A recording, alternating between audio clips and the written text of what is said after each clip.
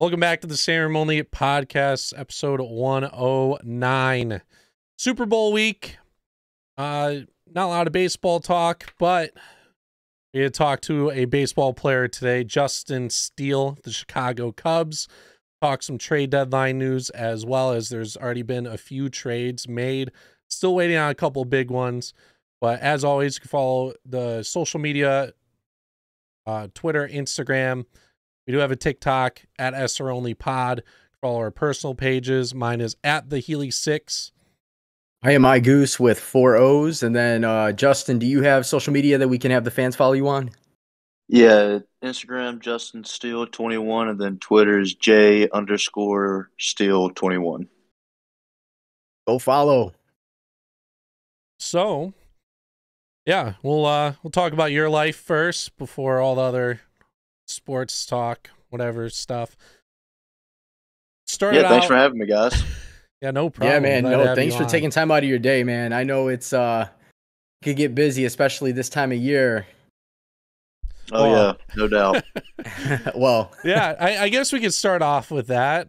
Normally, in like a week or so, spring training starts. I do know minor league season's going to start up as scheduled, but you were in the bigs last year, considered a major league player now. Like, what's the process looking like as the whole negotiations are going on at the moment? I mean, I'm not in there, in the negotiating rooms. I don't really know how all of it goes and stuff. But, I mean, we just get updates and whatnot when they do have meetings. I mean, similar to the stuff that you see, like, on Twitter, when things happen, some people start tweeting about it, people start talking. But, I mean, I'm just kind of in a holding pattern, just making sure I'm ready for when the season does start. Went ahead and came out here to Arizona, started my training, throwing bullpens, throwing 2 bullpens a week, working out with Abbott and Bradwick. Just getting my work in like I would normally do. Sick. And growing up, got drafted out of high school, grew up in Mississippi. I saw on your page you're considered a pitcher, first baseman, outfielder. Obviously, the best aspect being a pitcher. You were committed to Southern Mississippi, got drafted 5th round by the Cubs.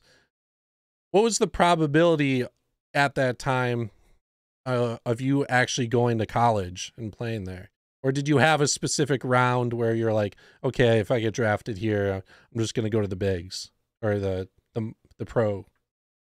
I mean, I value education, but I mean, just when I was in high school and I was, going through the whole draft process, I was, you just kind of have to look at yourself in the mirror and be like, am I ready to, take this to the point where, this is my occupation, this is my life. Some people, the route is to go to college and, develop 3 or 4 more years and then take the step professionally. But, at a young age, 18, I felt like I was ready, take it on professionally. And, looking back, I'm glad I did it. Learn the game really fast. You have to once you're just thrown into it. But very glad I did it. Yeah, and there were a couple speed bumps along the way. Did endure Tommy John surgery a couple seasons in. What was the process with that? That was back in 2017. I was pitching in Myrtle Beach, having a pretty good year. And then it was like getting close towards the end of the season. Like I was right at 100 innings. And my elbow just it was just one pitch. It happened. I couldn't really tell it happened. It didn't like hurt me that bad or anything. I think I threw like 3 more pitches, but it was just kind of feeling funny. But it ended up being 100% tear. So went right into rehab, had surgery. I came back, like I was throwing in games at like right at 8 months and back into like full game swing of things like 9 months, 10 months. And I was able to come back that next season towards the end of it. Went back to Myrtle Beach, pitched a few games, then went to Tennessee and finished with 2 starts in Tennessee, and then went straight to the fall league. pitched in the fall league, and then that's when I got added the 40-man roster that offseason.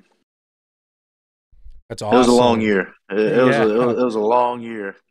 I feel like Tommy John in injury sense for any sport is probably like the longest one to come back from. It's at least a season minimum, and if you do get it, like you kind of have to hope that it's like at a beginning of a season. Otherwise, you could potentially miss 2 seasons in general, kind of like Justin Verlander did last year.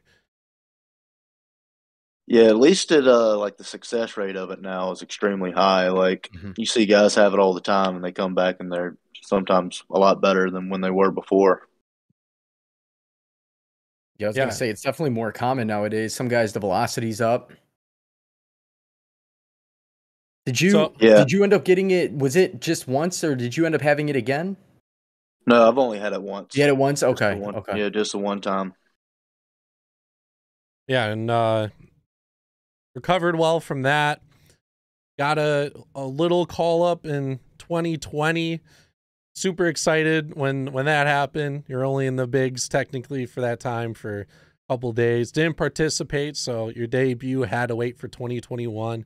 Even with no fans, like, did you still get like all hyped up and was like, this is it? This is the moment I've been waiting for? Yeah, in 2020 when I got called up, I was up I think for like 5 games, maybe 6, but like yeah, it was still unreal. Like just getting ready for the game, going out to I was going to the bullpen at the time, like walking out there. Even the chance that I might get in the game, I was on the edge of my seat.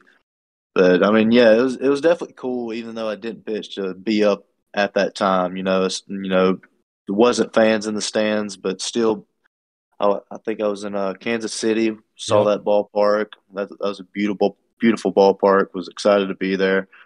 But yeah, like I said, even though I didn't pitch, it was still really cool to be a part of it. And then got my chance the following season, this past season, and family and friends were able to partake in it too, which made it even more special.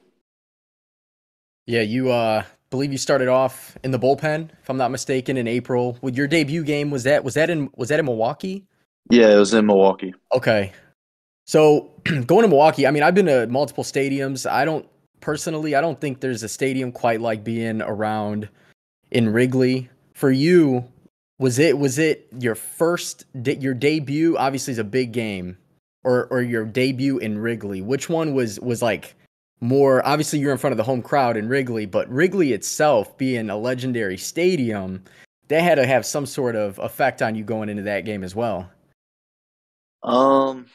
Both very meaningful. When I finally made my debut, and when it was in Milwaukee, that was very special. I've been working very hard to get to that moment, so that was extremely special. But yeah, Wrigley Field's just a whole nother ball game. It's just so special there. You can tell everybody there really cares about what's going on. But like I said, both very special. That's a tough question. But I mean, both very meaningful to me. I mean, both of them just.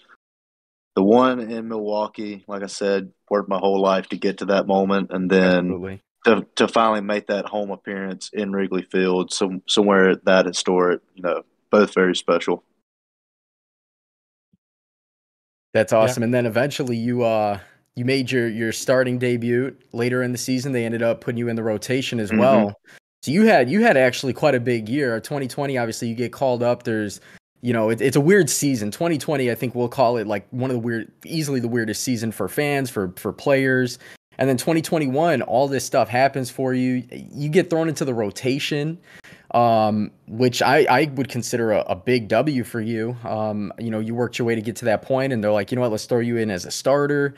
You had a few successful outings there. The transition from bullpen to starting, what was that like? I mean, obviously you go from pitching minimal, maybe an inning, to now they're going to rely on you to be that guy. And were there anybody on the roster that maybe were kind of, in your ear trying to, keep you focused?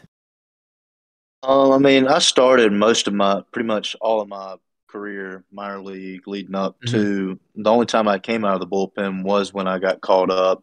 And then, I started working from there. But I mean, going from starting to the bullpen was an easy adjustment. I mean, you just tone down the volume and, just short bursts. You can go out there and let it eat, throw them your nastiest stuff.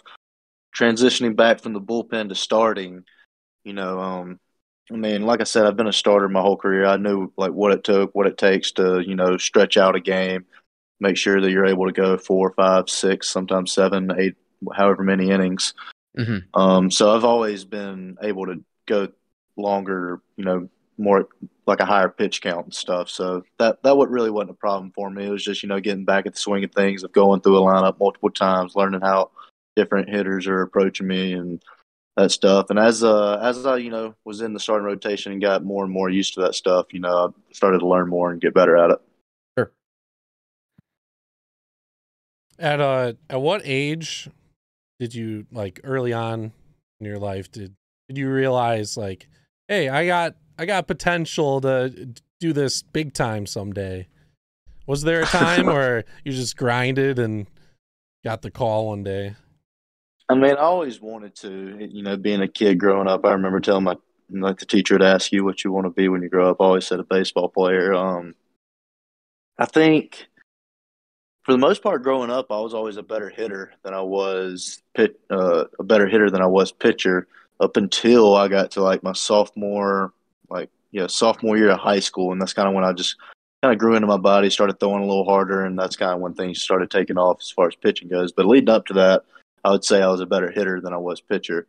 But then once I started, throwing a little harder and all that kind of stuff, that's when I was like, okay, it's probably a better idea if I decide just to be a pitcher. Yeah, and speaking of hitting, got your first hit this year as well. Potentially your only hit of your career? Yeah, if I they had DH. one more. Oh, you had one more. Yeah, against Pittsburgh. Okay, so could potentially end with 2 hits in your career if the DH is a thing after these negotiations. But first hit came off of Corbin Burns. Fun fact, I was at that game watching you pitch in Milwaukee. Probably my biggest accomplishment. That dude is nuts. He throws like a 95-mile-per-hour cutter. It is unbelievable. It's like playing MLB The Show with him. I feel like that's how he pitches. Like you can just absolutely dominate with him on the show, and then you watch him. That's what he does. Yeah, he's like a video game character in real life with that stuff.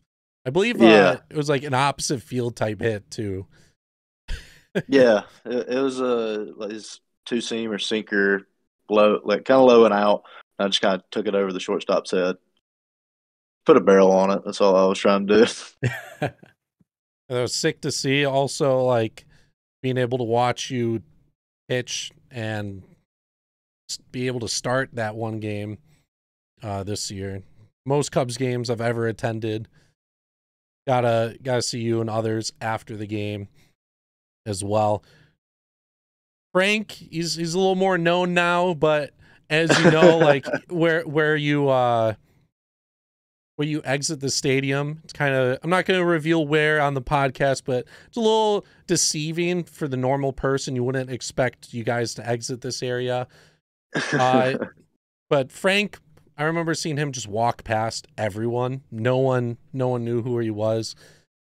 Were you able to like kind of merge into the crowd a little bit and walk by people, or would you get recognized like walking back to where you had to go after games? When I first got caught up, it wasn't bad. I was able to, walk to and from the field without being noticed. But as I was up there longer and was like in the starting rotation for a little bit, I definitely started getting recognized more on my walks to and from the field. But I mean, it's really cool to, for somebody to stop you and talk to you about, the game and the Cubs and stuff. I think that stuff's really cool. I never mind stopping and talking to people, especially if it's like a little kid or something. Mm-hmm. Yeah, and this year, kind of a weird story with the Cubs. It was a tale of two halves. First half, they're in contention. Crowd was going wild. Then trade deadline came about, and there was a bit of a rough stretch, but it was fun actually attending a lot of the games towards the end of the year.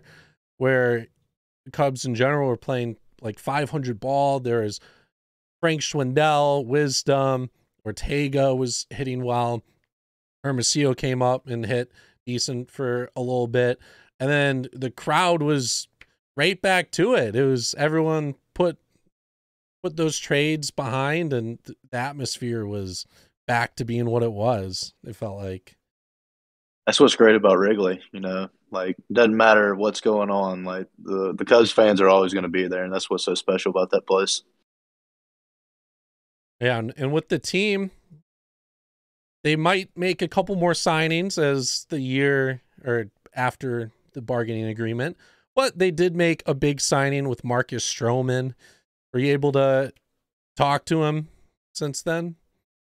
No, I haven't had any contact with him, but I am very excited to meet him and, you know, start building a relationship with him, you know, ask him different questions about pitching and stuff. And him and Wade Miley as well. Very excited. Oh, yeah, Wade. The lefty. Start building some relationships with them guys. Excited about that. Wade threw a no-hitter last year. A lot of them last year, but he has the command, so I definitely pick his brain, no doubt, with you being a lefty as well. I had to try and bunt off him, and I just could not do it. He just has the location down in general. Yeah. He's a stud for sure. You have any questions, Goose? I do actually. Yeah. So you grew up in Mississippi, went to high school out there. Growing up, because obviously major league teams, there's a few different surrounding. What was the one team that you followed the most that was like your, I guess we can call it your favorite team? And was there any players in particular that you looked up to? Because we're close in age, and I was a big fan of like that Atlanta team through the 90s and the early 2000s. That was like my team, even though like I grew up a White Sox fan. And that was like one of the teams I always looked up to. Was there any in particular? Yeah, so growing up, my dad always watched the Braves, Chipper Jones, Andrew Jones, Tom Glavine, Greg Maddux, all them guys. So Tom Glavine was my favorite to watch since he was kind of a crafty lefty, and I was just young left-handed lad, so I'd always watch him. But yeah, and then when I was probably 10 or 11, he took me and my brother to a game, and I was being a kid asking for a ball during batting practice. I didn't get one from the Braves, and then the Phillies came out, and Jimmy Rollins gave me a ball. Oh, so I was a Phillies fan just like that. So I switched over to the Phillies. That's all it takes. And then ended up getting a Ryan Howard jersey, and was a diehard Phillies fan. That's awesome. I think Ryan Howard isn't he one of the legends in the show this year? Yeah, I just seen that. I just got announced. Yep. Nice. So him and Randy Johnson. He was one of my favorite players growing up, just because first time in travel ball, I joined a year late. So everyone that had a number got to keep their number throughout. And the only single digit number left was 6. So that's how I got 6 is my number. And Ryan Howard was like on the cover of MLB The Show at the time. He was number 6, a lefty. He was one of my favorites, and I'm glad to see him in the game. I loved watching him play. The ACL injury, or it was Achilles, actually. Achilles. Like the last day of the season. Just was never the same after that. Yep, I remember that. Yeah, it's always a hard recovery. Speaking of gaming, though, big gamer, big Nick Merckx fan. Watch him a lot on Twitch, probably a lot of his YouTube videos. You a big gamer growing up? Yeah, I was. I grew up on Call of Duty. Modern Warfare, the first one's the one that really got me into it, and then Modern Warfare 2 followed that. Yeah, I just spent hours upon hours playing those games. And then nowadays I'm playing like NBA 2K and just Apex, just mixing it up across different games. Yeah, PC gamer or? I have a PlayStation 5. PS5? Okay. So that's all 3 of us. Yeah, I remember a couple years ago was like the first time you got into MLB The Show, because Tyson Miller was playing it a lot. Tyson was my roommate, and he was playing it a lot. Yeah, and you decided to get into it, and we connected pretty much just because I'm like, I'm like the middleman to get people their 99 cards in the game at the moment. You're their plug. It's either people have their agents or they have the guys will post it on social media, and then they'll have their teammates be like, "Yo, how'd you get this?" They'll be like, "The Healy 6, go hit him up," and then I send out their info. I was so fired up to get that card. Yeah, and you've had it for a couple years now. This year, did they have the pitches the same from in 20 as they do in 21 for you? I think it's been the same throughout. Okay. I'm pretty sure. I think I asked you what your pitch repertoire was. Like, you did. Okay, so you did. Yeah, it's been sick to see that, and also like on Twitter, you'll see some person be like, "Yo, I matched up with this guy. I matched up with that guy." As a pitcher, you don't get to use your guy every single game, unfortunately. But every time you do use him online, you get like a message of like, "No way, I'm playing you," or it's been a while since I played the game, but yeah, usually when I would pitch with myself, like you'd see them pause the game as soon as it would start, and then they would message me or something. But yeah, it's always cool. And then same thing with 2K. Like I have the little baseball emblem over my 2K character in the video game, so like people are always messaging me asking different questions. It's funny. Yeah, especially because you have like your PSN's pretty much your name. I know on 2K, I'll see football logos, I'll see basketball logos, and just be like a random couple words. And I'm like, I don't know who you are. I have no idea who it is. I have to like try searching them up and stuff. I know like Sterling Sharp used to be like Sterlo, and now he changed it to just, I can't even tell you right now. But you would never be able to guess it's him. It's cool how NBA 2K does that. Yeah, especially with all the other like logos and whatnot. And on 2K, you get your guy like maxed out already. Yeah. So you don't even have to spend any time doing it. It's pretty nice. I was fired up about it. Man. Get all those badges. Do you get the badges too? Yeah, all your players are badged out. Man. The only thing they have to do is put on the VC and upgrade their player. But as long as they have the builds like made before they get the logo, all of them are unlocked 99s and all the badges are unlocked. So they don't have to put in the month that other people have to put in. Month straight minimum. Well, I remember that grind. Oh, if you're crazy like me, it took me like a week. Well, it took me like 10 days, like last month, to max one out. But I played all day. That's how I got mine. I've been there. What's sleep? Like, Healy, you're texting me at 2 a.m., dude. I got to wake up in like 4 hours for work. And gaming, obviously, it's cool because baseball, you're on the road a lot. You probably bring your system with you on a lot of the road trips. Are you able to play online in most of the places you're at? Yeah, I just put my PS5 in my backpack, put my monitor in my suitcase, and then just whatever hotel we could end up staying at, I just hook up to the Wi-Fi. And usually it's, good enough to support what I'm trying to do, but sometimes, not as lucky and you just end up watching like Netflix or something. Monitor in the suitcase. I remember the time we played the 2K together, you were like lagging. Yes. You tried calling like the front desk and they sent, I can't even remember what they sent you. They sent you like something that wasn't even relevant. And you're like, oh man. I think you tried going to like a store as well to try to get an Ethernet cord or whatever. Yeah, man. The grind was real. You got a hotspot at that point. Yeah. Or try to keep hitting it so it stays up on your phone. Yeah, the personal hotspot. I've tried to use my personal hotspot before. It's not the best either. He's a true gamer. Monitor, hotspot, you name it. That's awesome. On the team, are there other people that game as well? Well, or they like gaming a lot too? Yeah, there's a few. I know Hermosillo games. He does like the flight simulations too. Yeah, he does the flight simulation stuff. I saw him doing that one day. I was like, that's crazy. And then Abbott, he plays FIFA and stuff. Brad Wick plays Fortnite and Apex. Everybody has their own thing that they play. I think I heard Wilson likes playing MLB as well. Yeah. He's a pretty big gamer.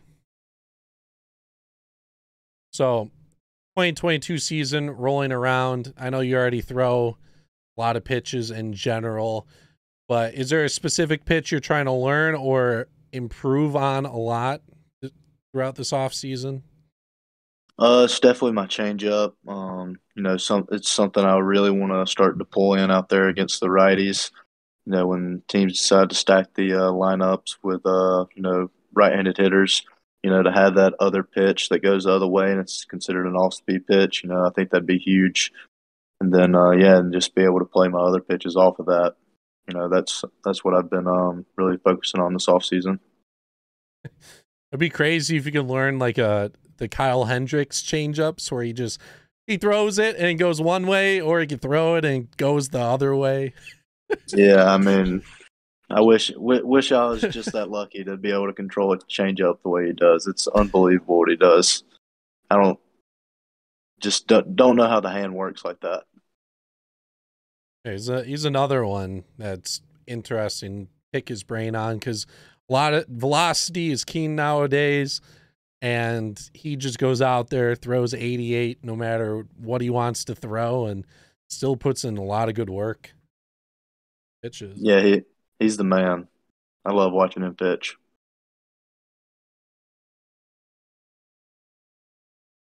You have any questions, Goose? I have one question on my mind, and that's Super Bowl related. We said you were fired up for the game. We're gonna put a poll out on our Twitter, of course, for the fans that are listening. Make sure you check it out. We got to know who is there. So for me, I'm torn. I'm torn in this game because of two factors. You have Joe Burrow, who is super young, super exciting. He's just a gamer. He goes on and wins. And then you have him going against Matt Stafford, who personally I think should have won at least one by now. You want to see somebody like Matt Stafford win. So I'm torn on who I want to win versus who I think is going to win. And I got to ask, who are you going for, or who do you think will win?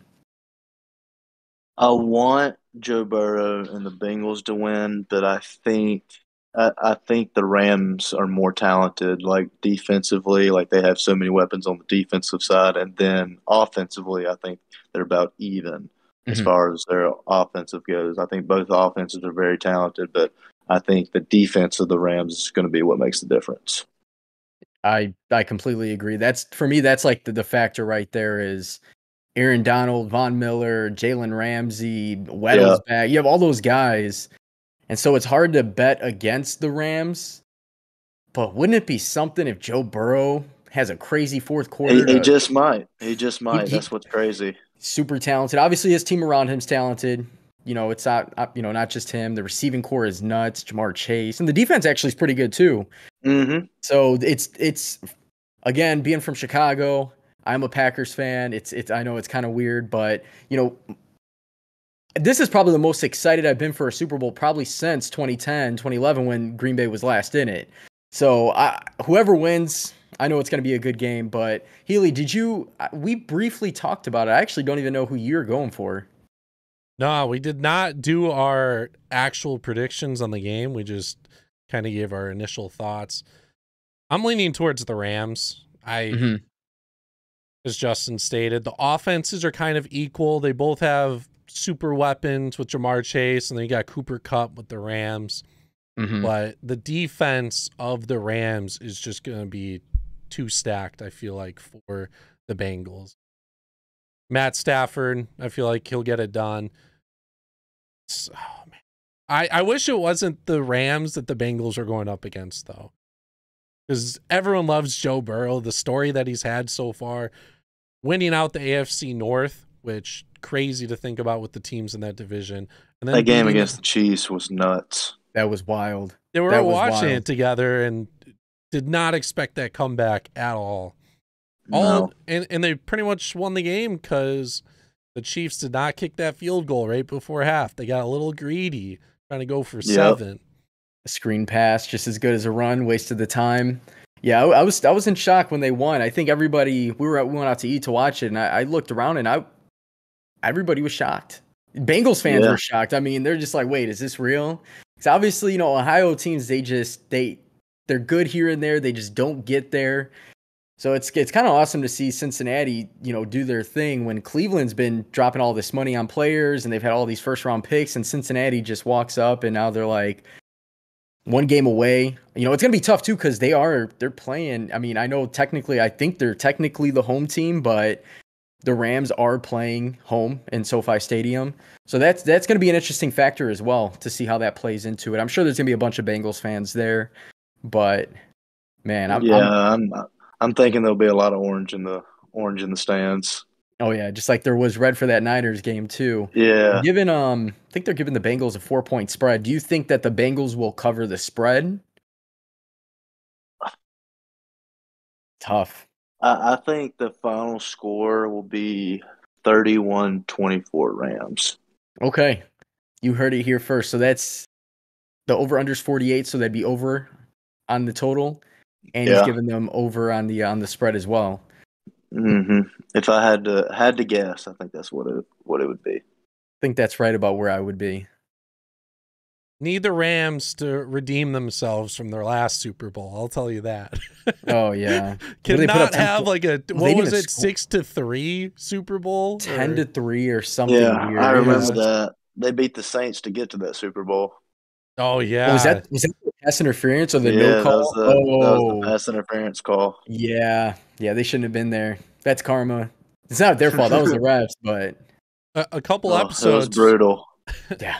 A couple episodes we discussed like the overtime rules, in which now it's 10-2, but whoever won the coin toss pretty much won the overtime in the playoffs. The only I hate the overtime rule. The only loss before last week, or the only time where the coin toss team lost before the Bengals did, was that Saints game against the Rams. So it was almost 10-0, but I feel like at least playoffs, but regular season, I don't know, but definitely in the playoffs, each team should just get one possession regardless, no matter what. At the minimum. Yeah. I mean, that's like college does it. I mean, why not?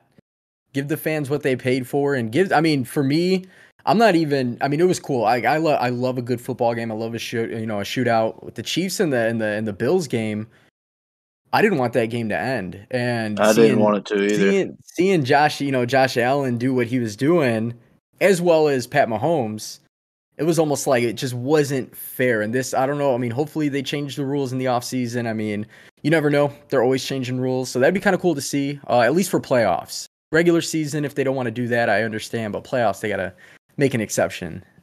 Yeah, I think for sure they should do it to playoffs. Yeah, and then you don't get like the fluke wins. And I had someone on Twitter, they're like, you got to be able to stop us. Like, you can't do that. And it's like, okay, like, who cares? Like, if a team's good offensively and they can't stop one team, prove that the other team can stop the other offense. And it wasn't happening in that game. It wasn't even happening. That's the thing. Yeah, I think this is going to be a big game. It's definitely going to be a big game. I think it's going to come down to fourth quarter mistakes. I mean, we've seen Stafford make mistakes just like any other quarterback. Everybody's human, so you never know. You never know. Yeah, I'm just hoping for a good game. The one good thing about having your team not in the Super Bowl is just hoping it's a good game. Yeah. Oh yeah. As long as it's not two-hand touch football. Oh, that Pro Bowl, man. It's horrible. It gets worse every year.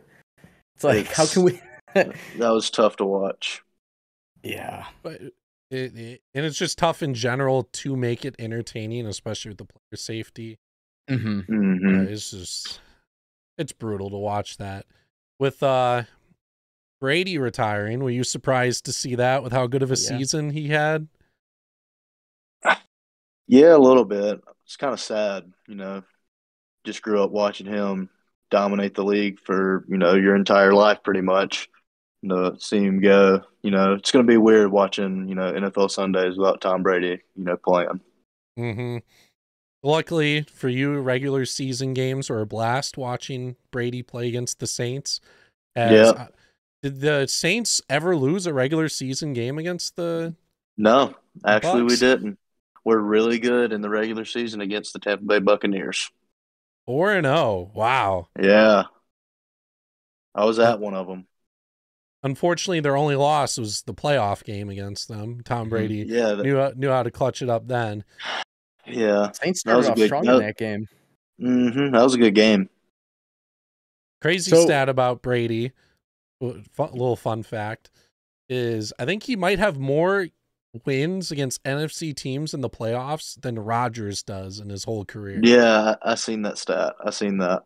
That hurts a little bit to hear that. He won 6 Super Bowls, so there's 6 wins right there. And then in the 2 years he was in the playoffs, he won 4 games? 3 or 4 games, yeah. One against Rodgers the season before. So, but that's what, differentiates the greats from the GOATs, right? I mean, that's why Michael Jordan's still considered the GOAT. That's a big debate too. That's a whole nother day. I could debate that one all day.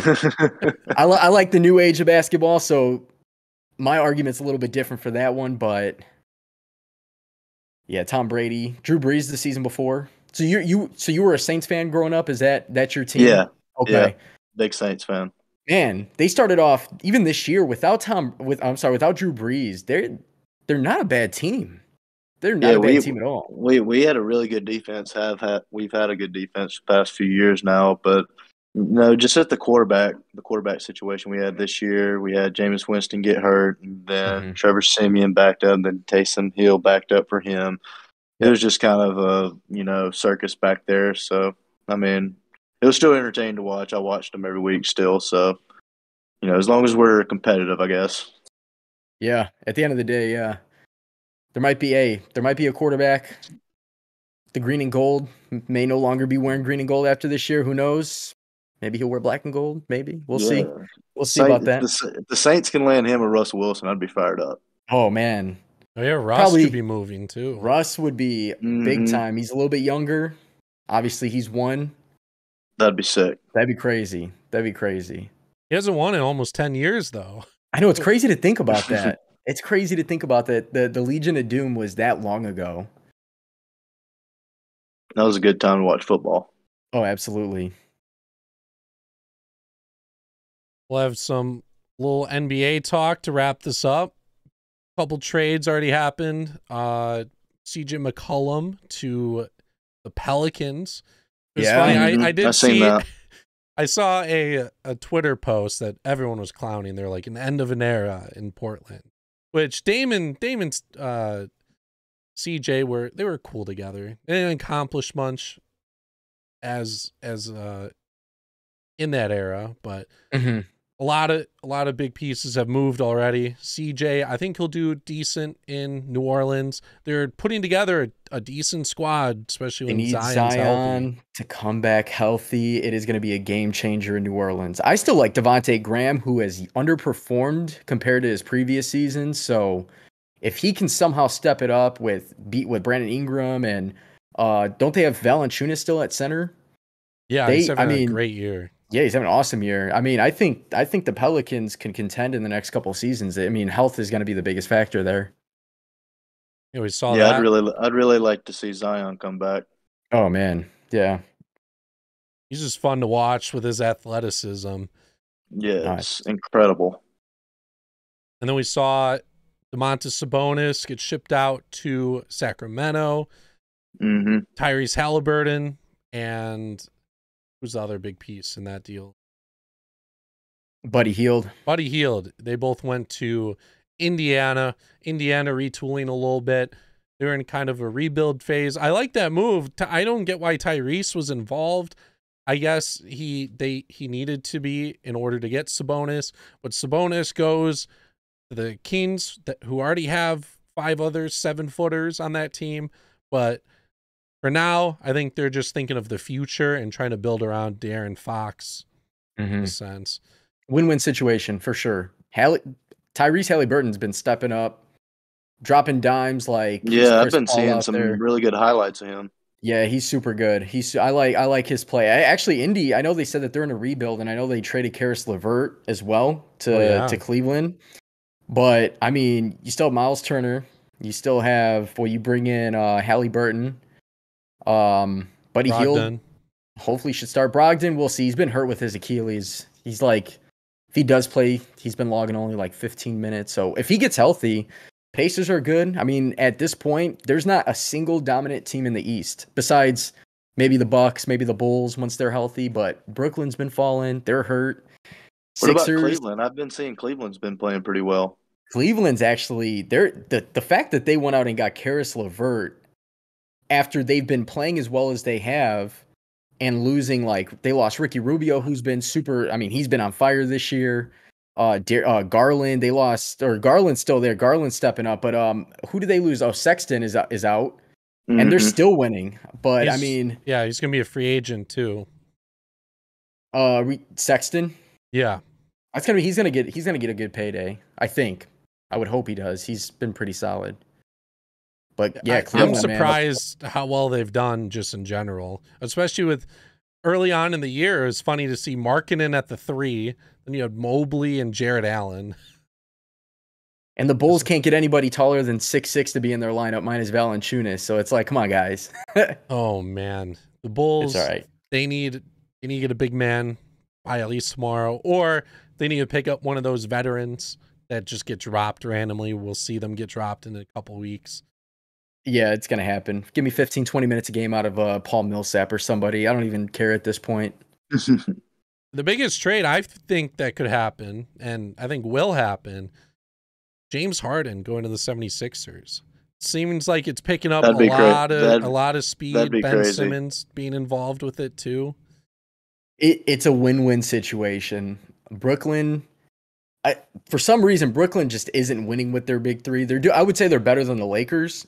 Well, they've played one game together. But they've only played one game because Kyrie with the COVID restrictions, which at some point, I'm sure they're just going to allow him to play at home. But if they get a defensive-minded player such as Ben Simmons, who's proven to have some sort of offense here and there. If Maxey's in the deal, that's huge for Brooklyn. Because Tyrese Maxey, as young as he is, in the next 2 years, I mean, he's arguably one of the best guards in the game right now with the numbers he's been putting up. But Embiid, if he gets the help, if he gets James Harden, the Sixers will be in the finals. As much as I want the Bulls to be in the finals, Philadelphia, Joel Embiid's balling out like no other. They're winning with what they have. And if they get that one extra piece, I don't see them losing in a series. Personal opinion. I like that.